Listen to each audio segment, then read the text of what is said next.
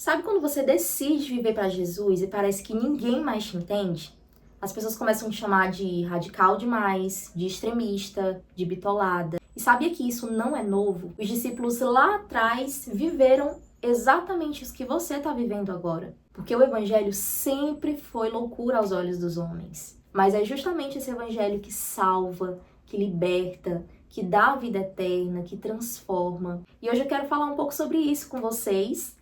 Mas antes, se você gosta de conteúdos como esse, que te aproximam mais de Jesus, eu quero te pedir para se inscrever aqui nesse canal, para deixar o seu like e também compartilhar com alguma amiga para que a gente possa alcançar mais mulheres assim como você.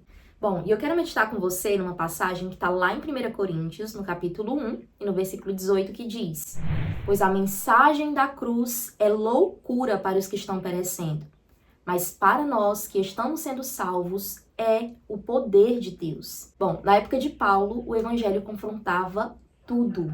A lógica dos gregos, o orgulho dos judeus, a religião tradicional, o império romano. Imagina um carpinteiro crucificado se dizer o Messias. Isso era um escândalo para os religiosos. O próprio Cristo, que nasceu numa manjedoura, que não veio de uma família privilegiada, que aos olhos humanos não tinha a aparência de um rei, se dizer o Messias e o Salvador da humanidade, e esse mesmo Jesus ele foi rejeitado, inclusive na sua própria cidade. E não só ele, mas também seus discípulos, aqueles que decidiram viver pela causa do Evangelho. O próprio Paulo, que foi quem escreveu esse versículo que nós lemos aqui, foi um deles, que outrora foi um perseguidor da igreja, que matava os cristãos, que não aceitava a loucura do evangelho. Houve um momento em que Paulo se encontrou com Jesus e a vida dele foi completamente transformada. E aquele que outrora era o perseguidor passou a ser o perseguido. Assim também como Estevão, que foi um jovem que abriu mão de tudo para viver a loucura do evangelho e foi morto como o primeiro mártir, apedrejado. Assim também como vários outros ao longo de toda a história da igreja. E eu também fui uma dessas que decidiu viver essa loucura há 13 anos atrás. Quando eu entreguei a minha vida para Jesus, aos 18 anos, a minha conversão foi muito radical. Na verdade, o Senhor já vinha me atraindo desde os meus 14 anos, mas eu só vim entregar a minha vida de fato para Jesus com 18 anos de idade. Só que quando eu disse sim para Jesus, foi extremamente radical. Eu realmente abri mão de absolutamente tudo. Eu lembro que eu gostava muito de forró, eu gostava muito de sertanejo, e eu tinha várias músicas no meu celular. E quando eu me converti, eu apaguei tudo. No dia que eu disse sim para Jesus, que eu falei, é hoje que eu entrego minha vida para Jesus, que eu digo sim para esse chamado, eu apaguei todas as músicas. Comecei a renunciar muitas coisas na minha vida por causa dessa loucura do evangelho.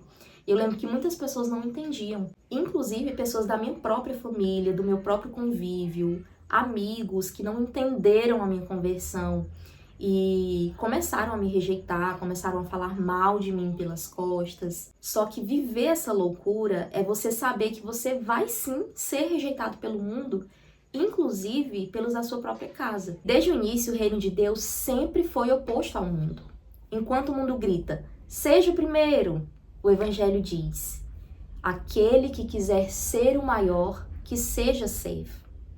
Enquanto o mundo grita, seja forte, o evangelho diz, pois quando sou fraco é que sou forte. Entende o paradoxo do evangelho?